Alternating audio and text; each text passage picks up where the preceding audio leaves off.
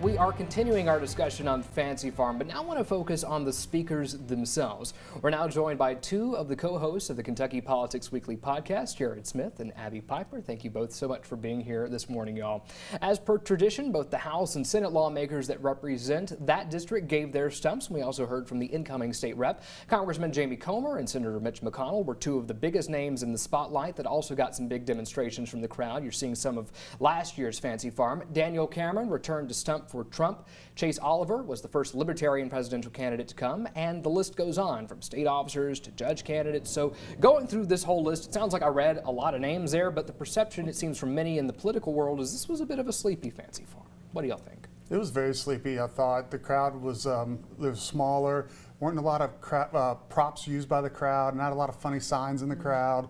And, that's not really their fault. There's, no big statewide race this year in Kentucky. And, it's just, it'll be big again, but it was small. And honestly, I know I'm gonna get some phone calls about this, but it wasn't really funny this year. I mean, we need some better joke writers to get back and deliver because not one zinger stands out in my mind. And that was going to be, one of my next questions is if there was any notable moments that sort of stuck out, any zingers that stuck with you. And certainly, I was watching, I gave a couple chuckles, but if you're asking me to, call any to memory, there's not, one that really stands out. Yeah, I think we've lost some of the sense of freedom that we had at Fancy Farm. And you saw Senate President Stivers on the media earlier in the week before saying, with the rise of social media and so many personal cameras, politicians have to be a little more careful now. And so it's, I think, taken a little bit of the fun out of Fancy Farm. And I hope that that's something we can harness for the future and engender again at some point. Yeah, I actually really enjoy Fancy Farm. There's a lot of people that don't. I enjoy going out there. I enjoy the supper the night before. I enjoy the breakfast the morning of. I enjoy getting to the picnic ground and eating my barbecue sandwich and drinking Sundrop. And and at the end of the day, everybody gets along. I've been to a bunch. I've probably been to 12. I don't remember a single fist fight. I don't remember anything like that. And this one was a little historical because there was a ceasefire protest that occurred when Leader McConnell spoke, which was a sign of the times. It was very interesting. But overall, it was just kind of ho-hum.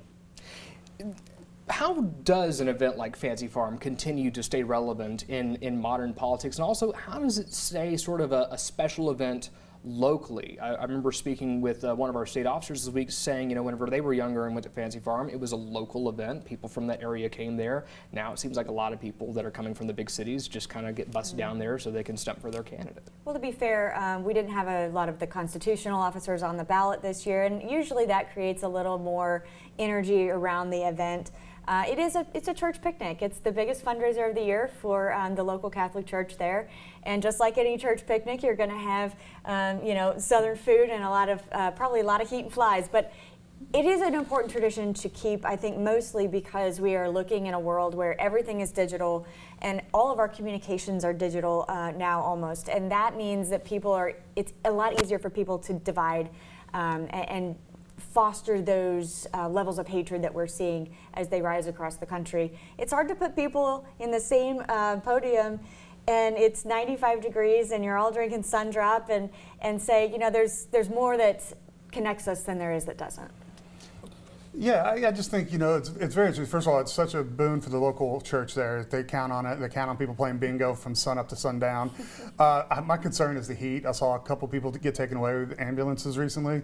Whether your thoughts on climate change, whatever, but we all agree that it is getting hotter. We can argue about the cause of it, but so hopefully they'll get some more cool zones or mist zones because I hate for them to move it indoors. I don't want them to do that, but also I want elderly people to enjoy it and safety. Yeah, I'm not supposed to share my opinions on here, but I do think it would have a very different feel if we moved the Fancy Farm speeches indoors. It just wouldn't feel right. That's what the hand breakfast is for. That's what the hand breakfast does. That's coming up too. Well, that's all the time we have for this segment. Thank you both for your insight.